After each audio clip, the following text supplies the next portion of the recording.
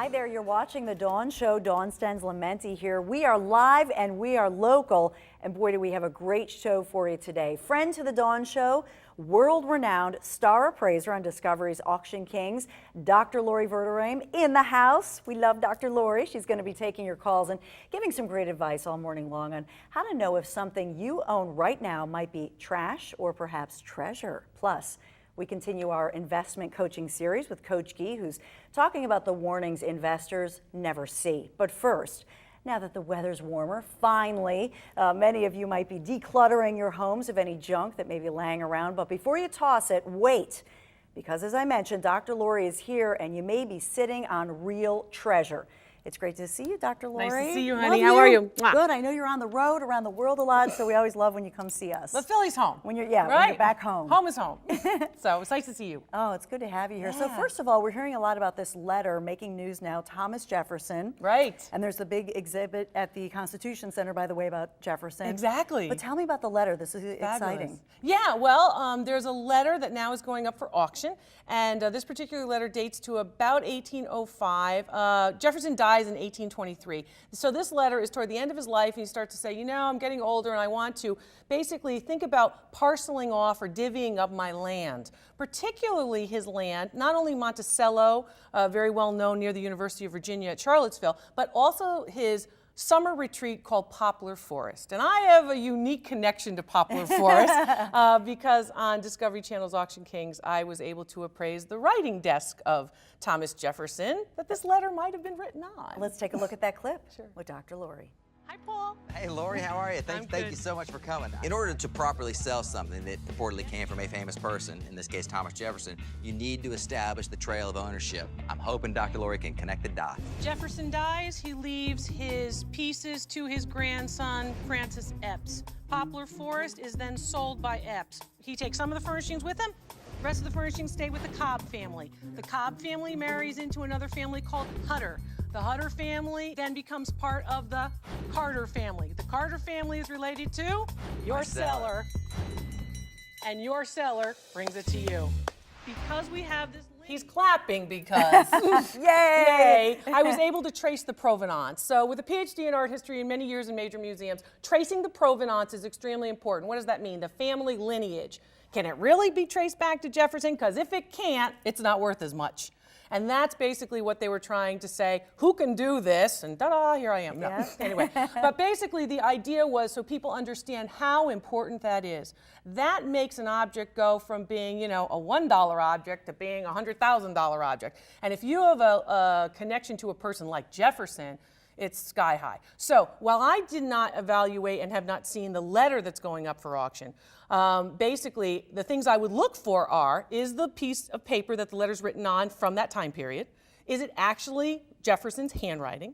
And whether or not that particular piece can relate to Poplar Forest. If it's the real deal, what would it be worth? $250,000, $300,000. Yeah. Sweet. It's a lot of Buy money. a house. Yeah, it's a house. You know, it's a house in this little letter. And this is what's really important because people don't always equate that. They go, oh yeah, I have all this junk and oh, I've got Hummel plates and maybe I have a piece of furniture and it's old and it was grandma's. And they don't equate it to, wow, this could be a lot of money. And with the right appraiser, the appraiser wants to help you and your family, not themselves financially, you can actually find out what you've got and what it's really worth. So I'm going to give you some how-tos. All right. Before you do that, we Okay. already have a caller, Laura from Chester Of course. County. Hi, caller. Hi, Laura. And I think Hi, how are you? Hi, Laura. Thanks for calling in to the Dawn Show. Thank you so much for taking my call. Well- I was hoping that you had information on the W.J. Morgan Design Company from around the early 1900s. What do you My have? husband was given a signed and numbered lithograph that belonged to his great-grandfather, who was the botanical gardener at Princeton University.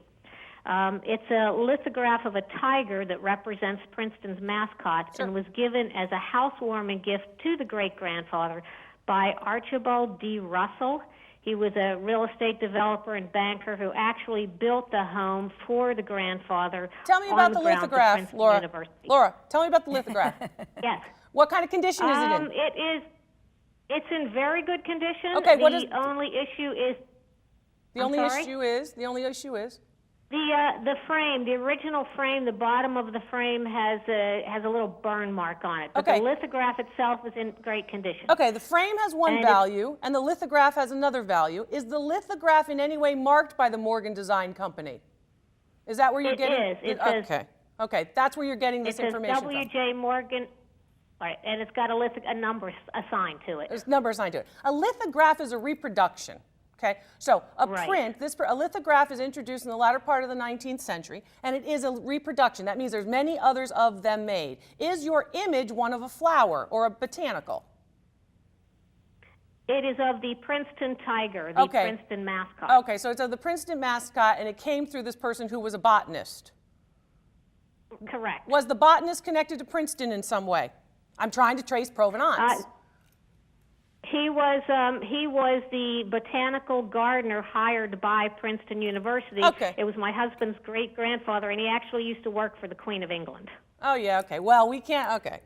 Let's stay with Princeton because that's where we are. Other things that he might have done. How big is your lithograph? It would be a standard size. 11 by 14. I would say it's a 20 by 24. No, it's bigger than that. It's about 3 feet across and about 2 feet high. So 24 by 36, another standard size. So we know that you actually have a true lithograph of the late 19th century. Value on the piece, anywhere between, I would say, $200 and $250. If you can connect it directly to Princeton and it's in excellent condition, that means no tears, no rips, no brown tanning over the whole piece of paper, you probably could command about $300 on a very good day in Princeton, New Jersey. Where you sell it is just, thank you, Laura, where you sell it is just as important as what you have and its condition and all those other factors. Okay. So that's why I wanted to think about selling it in Princeton because, you know, you and I went to school in the Midwest.